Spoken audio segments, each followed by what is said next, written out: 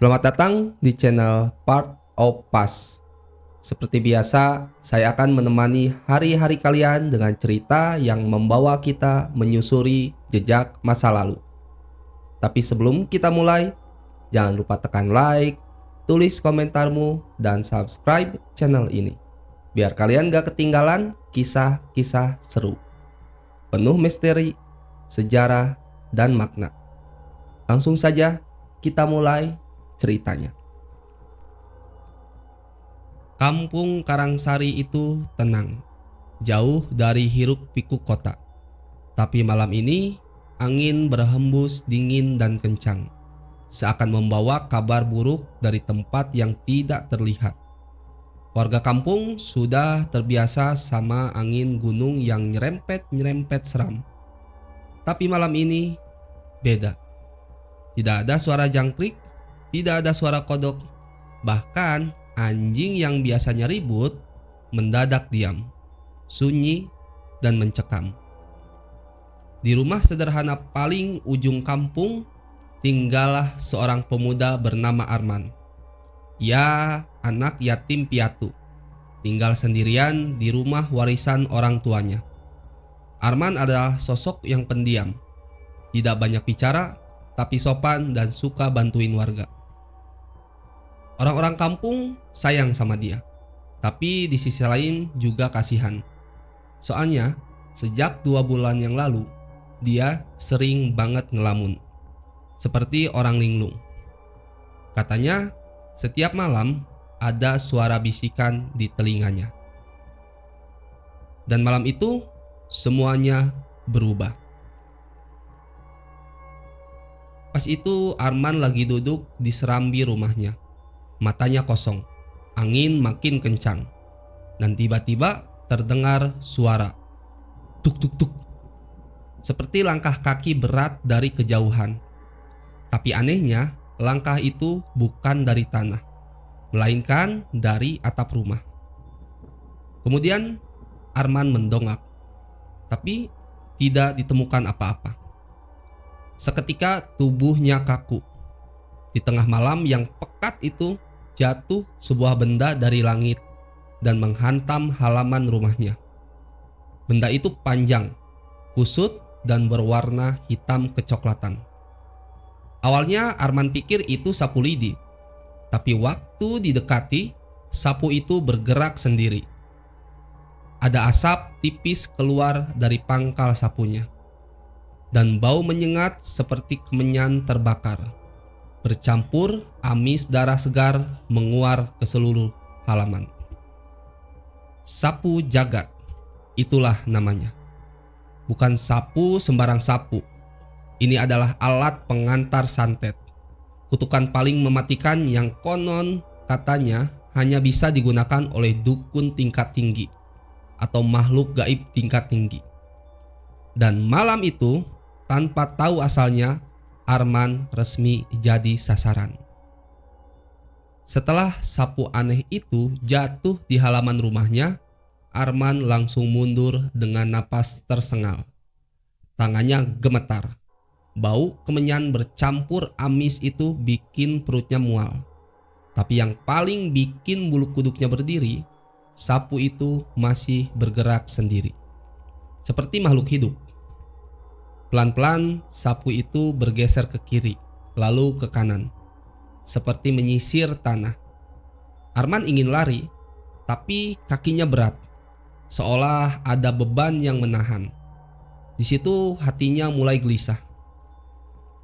Ini bukan hal biasa, pikirnya. Lalu terdengar suara pelan. Arman. Bisikan itu lirih. Itu muncul dari arah belakang.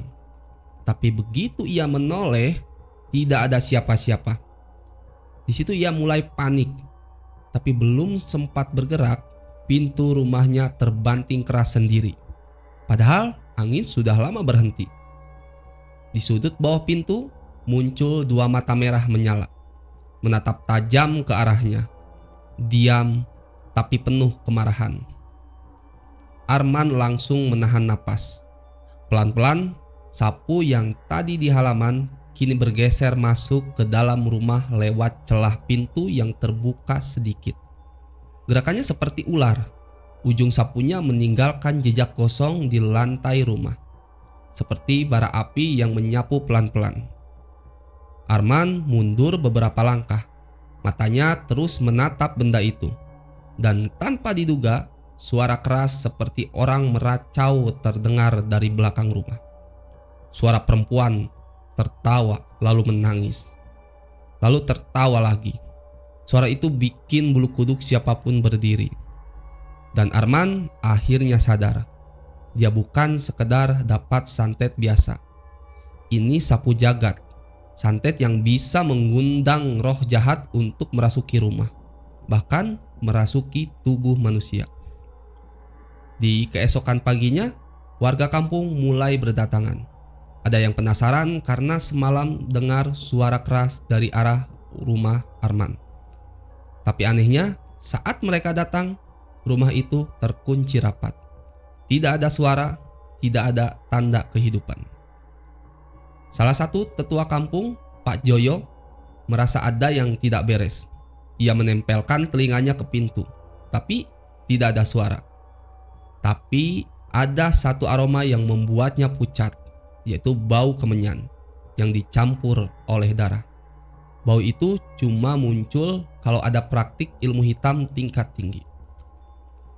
Ada yang ngirim sapu jagat ke sini, gumam Pak Joyo lirih. Warga kaget, apalagi ketika salah satu dari mereka melihat jejak hitam gosong dari teras menuju ke dalam rumah. Jejak sapu jagat itu seperti membentuk huruf-huruf aneh, semacam tulisan kuno yang tidak bisa dibaca. Pak Joyo makin serius. Ia tahu ini bukan urusan sembarangan. Ini adalah kutukan besar. Dan kalau nggak segera dihentikan, bisa menyebar ke seluruh kampung. Tapi yang jadi pertanyaannya adalah, siapa yang ngirim, kenapa harus Arman, dan apa tujuannya? Dan yang lebih penting, apakah Arman masih hidup atau tidak? Di keesokan paginya, warga kampung Karangsari masih berdiri cemas di depan rumah Arman. Tidak ada yang berani membuka paksa pintu. Mereka takut kalau ada sesuatu yang ikut keluar.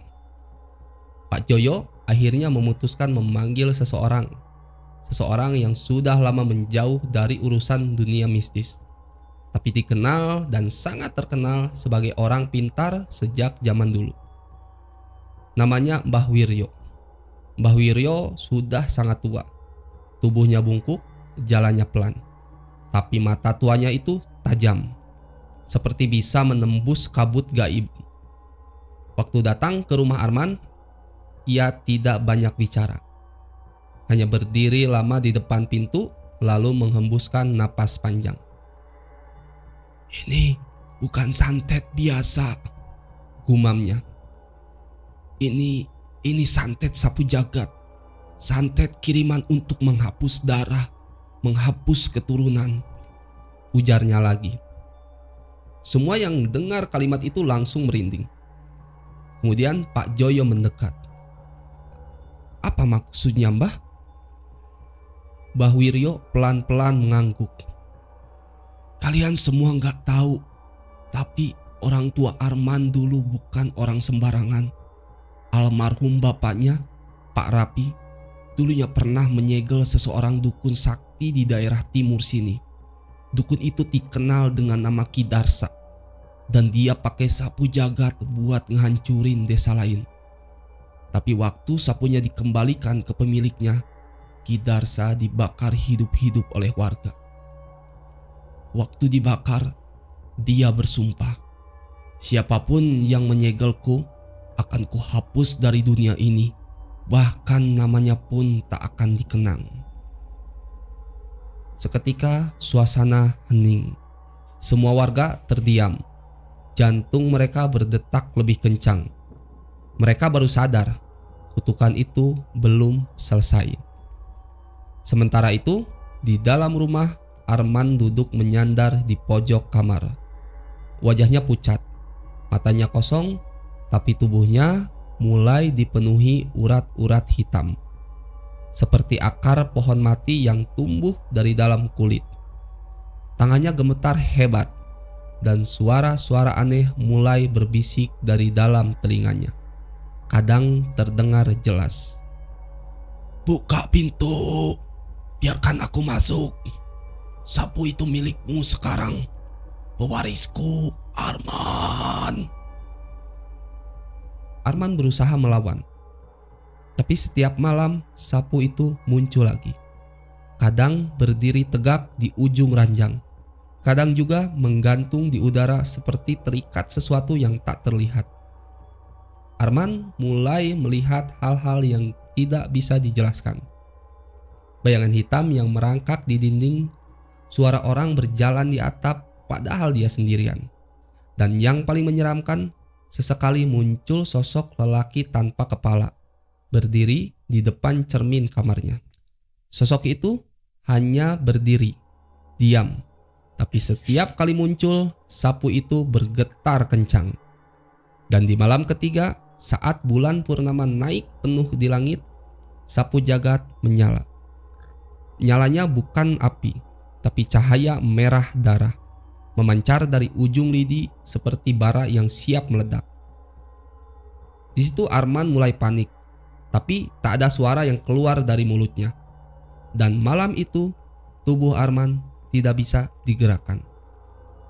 Malam keempat setelah sapu jagat jatuh di rumah Arman, suara kampung Karangsari semakin mencekam.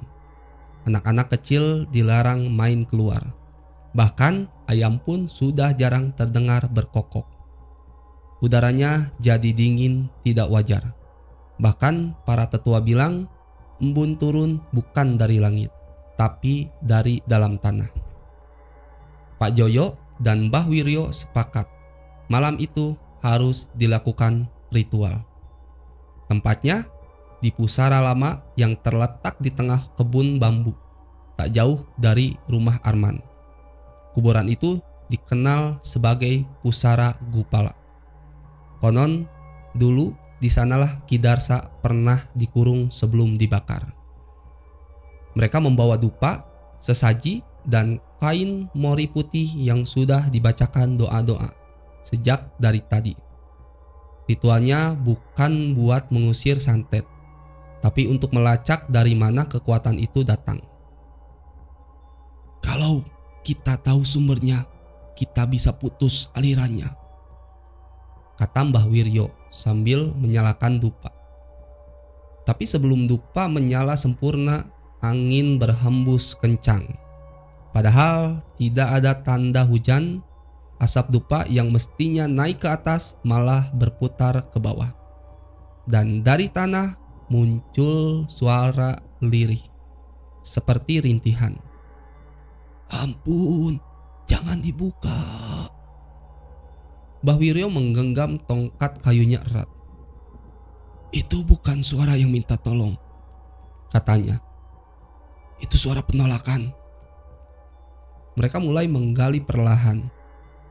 Tapi bukan kuburan yang mereka temukan, melainkan sebuah lubang gelap yang ditutup batu besar berbentuk bundar.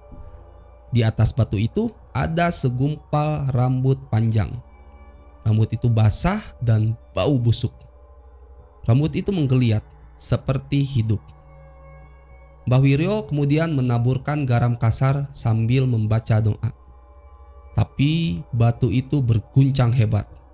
Dari balik lubang muncul tangan keriput dan hitam, mencoba meraih keluar. Warga yang ikut menyaksikan langsung mundur ketakutan. Lalu tiba-tiba dari belakang mereka terdengar teriakan, "Bo, tolong!" Itu suara Arman. Pak Joyo langsung tersentak. Dia sadar. Tanpa pikir panjang, mereka tinggalkan pusara dan berlari menuju rumah Arman.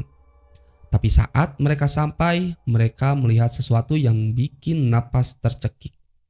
Pintu rumah Arman terbuka lebar, dan sapu itu melayang di udara, berputar pelan mengarah ke langit malam yang merah darah. Di depan rumah Arman berdiri kaku, tapi matanya bukan lagi miliknya. Matanya hitam, kelopaknya merah, dan urat hitam di wajahnya menyala seperti lapa di bawah kulit. Mbah Wiryo langsung mengangkat tongkat dan membaca mantra pemutus. Tapi angin kencang menyapu halaman, melempar semua sesaji, bahkan hampir menjatuhkan para warga. Kemudian suara itu datang lagi, suara lelaki berat bergema dari langit. Aku tak ingin anak itu, aku hanya ingin darah terakhir penyegelku. Kembalikan, atau kalian semua ku hapus satu persatu. Mbah Wiryo jatuh berlutut, wajahnya pucat. Pak Joyo berdiri mematung, mulutnya bergetar hebat. Setelah malam itu, Karangsari sudah bukan kampung biasa lagi. Orang-orang jadi tidak berani keluar rumah kalau matahari sudah turun. Anak-anak mulai sakit tanpa sebab. Hewan peliharaan mati mendadak dengan mata terbuka dan lidah menjulur kaku. Dan yang paling mengerikan adalah kejadian di rumah Pak RT. Istri Pak RT, Bu Yayah, ditemukan tergantung di dapur. Tapi bukan gantungan biasa. Lehernya terjerat rangkaian sapu lidi yang teranyam sendiri. Ujung sapu itu membentuk huruf-huruf aneh. Dan ketika ditarik, sapu itu meleleh jadi darah. Satu kampung histeris. Pak RT menangis sambil gemetar. Tapi Mbah Wiryo cuman menatap tubuh itu lama. Lalu dia berkata pelan, "Kutukannya menyebar." Ini bukan hanya untuk Arman. Ini dendam yang menunggu waktu panen. Di rumah Arman, kondisinya makin parah. Urat-urat hitam di tubuhnya seperti tumbuh lebih banyak, menjalar sampai ke wajah dan mata. Terkadang ia sadar, tapi terkadang dia tertawa sendiri seperti orang kesurupan. Tapi yang paling sering, ia hanya duduk sambil menatap ke langit-langit rumah. Tempat sapu itu bergantung seperti kalajengking raksasa yang mengawasi. Arman sudah tidak bisa makan, hanya diam dan kadang mengumamkan nama Ki Darsa, Ki Darsa, Ki Darsa. Mbah Wiryo dan Pak Joyo berkumpul di balai desa. Bersama para tetua, mereka berdiskusi cara menghentikan kejadian aneh ini. Tapi tidak ada yang benar-benar tahu bagaimana memutus santet sapu jagat. Karena ini bukan ilmu hitam biasa. Ini adalah ilmu penghapus warisan. Kalau gak dihentikan, kampung ini bisa kosong. Satu persatu akan lenyap, termasuk kenangan tentang kampung ini sendiri, kata Mbah Wiryo. Malam itu Mbah Wiryo memutuskan melakukan pemetaan gaib, semacam ritual untuk melihat jalur energi santet yang menghubungkan Arman dengan sumber kekuatan sapu jagat. Ritual ini sangat berbahaya. Kalau salah langkah bisa membuat pelaku jadi umpan santet itu sendiri.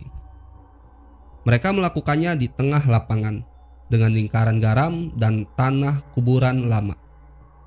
Arang hitam dibakar dan asapnya naik lurus. Mbah Wiryo duduk di tengah lingkaran dan mulai membisikkan mantra yang sangat tua, bahasa yang tidak dikenal oleh orang sekarang. Lalu tiba-tiba langit berubah merah. Awan mendadak berputar seperti pusaran air. Dan di tengah lingkaran muncul bayangan besar yang perlahan membentuk sosok Ki Darsa. Tapi ini bukan arwah. Inilah roh dendam. Matanya bolong, kulitnya terbakar gosong, dan tangan kirinya menggenggam seikat lidi merah yang mengeluarkan darah dari ujung-ujungnya. Aku tidak butuh tumbal, katanya lirih. Mbah Wiryo jatuh tersungkur. Darah keluar dari telinganya. Tapi sebelum ia pingsan, ia berteriak, "Bukan Arman yang mewarisi, tapi ibunya. Dia masih hidup." Seketika semua orang terdiam. Pak Joyo kaget. "Tapi katanya ibunya meninggal waktu Arman bayi." Mbah Wiryo menggertakkan gigi. Darah di mulutnya. "Itu bohong. Ibunya Arman bukan manusia biasa. Dia keturunan penyegel, tapi juga bekas murid Ki Darsa sendiri," ujar Mbah Wiryo. Malam semakin gelap dan langit di atas kampung Karangsari seperti retak. Awan hitam menggulung tak wajar, padahal tak ada tanda-tanda badai. Mbah Wiryo yang tak sadarkan diri pingsan setelah ritual pemetaan gaib. Tapi sebelum ia pingsan, ia sempat berbisik satu nama, "Sinta." Pak Joyo tertegun. Nama itu sudah lama tidak disebut. Sinta ialah ibu kandung Arman. Katanya ia meninggal saat Arman bayi. Tapi sekarang semua jadi kabur. Malam itu juga Pak Joyo mencari berkas lama di kantor desa. Dan di antara lembaran usang yang hampir hancur, ia menemukan akta kelahiran Arman. Nama ibu Sinta Darsi. Tapi yang bikin kaget, di kolom kalimat tertulis lereng Gunung Sagara, dusun gelap.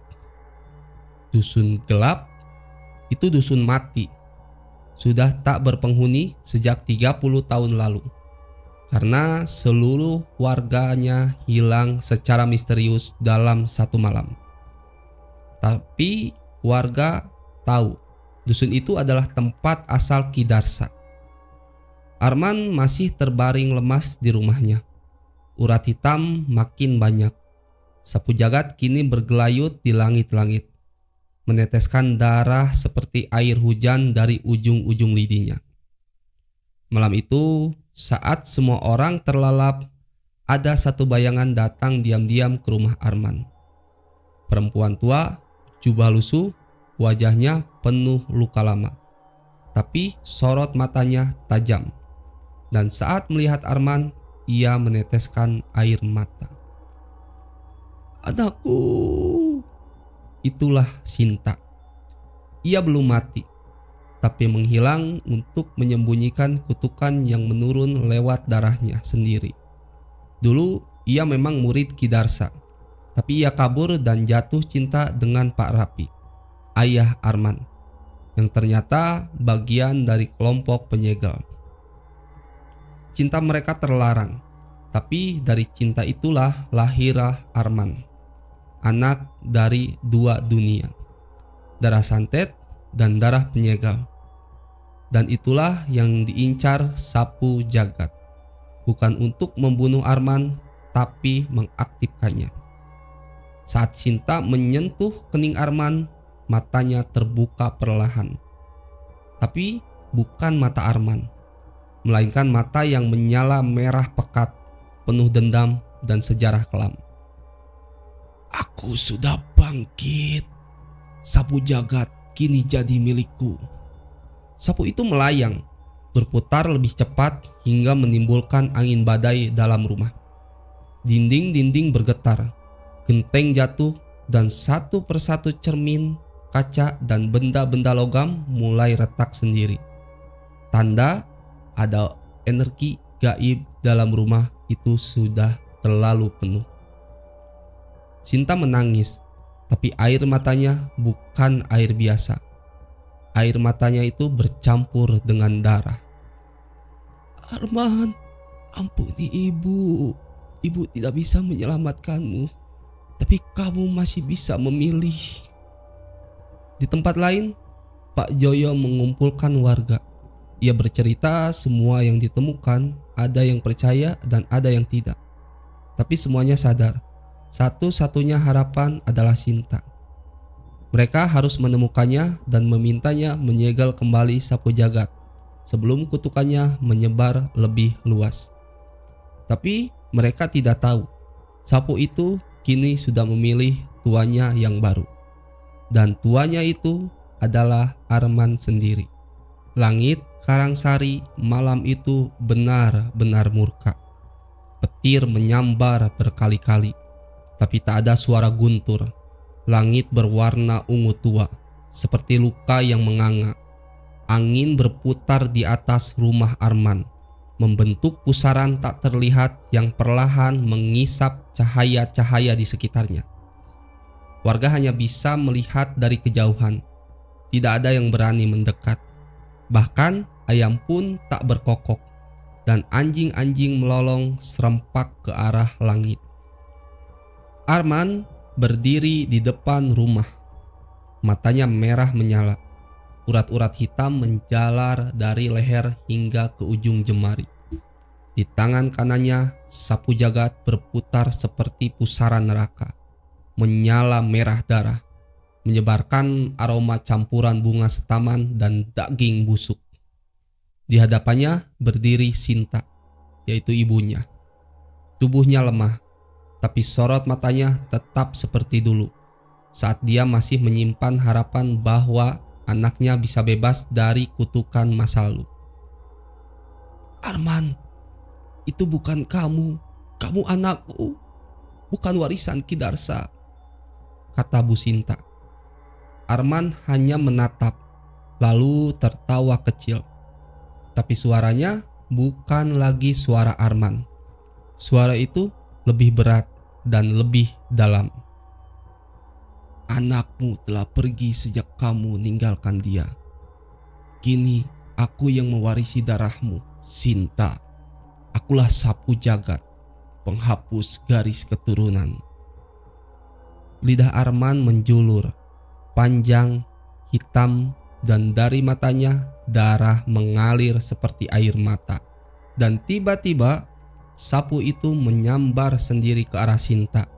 Sinta mengangkat kedua tangan membaca mantra terakhir yang dulu diajarkan oleh gurunya, yang bukan dari Ki Darsa, tapi mantra penyegel tua dari Gunung Sagara. Tapi kekuatannya sudah tidak cukup. Sapu jagat menembus dadanya, tapi bukan tubuhnya yang pecah, melainkan roh Arman. Tubuh Arman terpental, cahaya putih keluar dari dadanya, melengkung di udara seperti berusaha melawan energi hitam dari sapu tersebut. Dua kekuatan dari darah santet dan darah penyegel bertemu di udara, bertabrakan seperti dua badai besar. Langit bergemuruh, tanah bergetar, pohon-pohon di sekitar rumah tumbang tanpa disentuh. Warga menjerit dan sujud di tanah, berdoa agar kutukan segera berakhir. Dan tiba-tiba semuanya hening.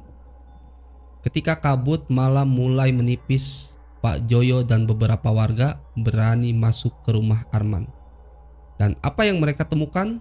Sapu jagat telah patah jadi dua. Dan Arman berbaring di tengah ruangan. Ia tak sadarkan diri, tapi masih bernapas. Di sampingnya Sinta duduk bersila. Wajahnya tenang, matanya terpejam, tapi tubuhnya sudah dingin. Ia mengorbankan seluruh energi hidupnya untuk menyegel kembali kutukan yang dibawa oleh sapu jagat. Di dinding rumah tercetak bayangan dua sosok yang bertarung. Satu wujud manusia, satu berwujud makhluk hitam tanpa wajah. Tapi bayangan itu perlahan menghilang seiring terbitnya matahari. Dan beberapa bulan kemudian Karangsari kembali tenang. Tapi tidak sepenuhnya sama. Setiap malam bulan purnama, warga masih bisa mendengar suara sapu yang diseret di jalan tanah. Tidak ada yang berani keluar rumah. Dan di pojok balai desa ada sapu lidi yang digantung terbalik, diikat kain putih, dan di bawahnya tertulis satu kalimat: "Kutukan tak akan pernah hilang, hanya tidur menunggu darah berikutnya." Selesai.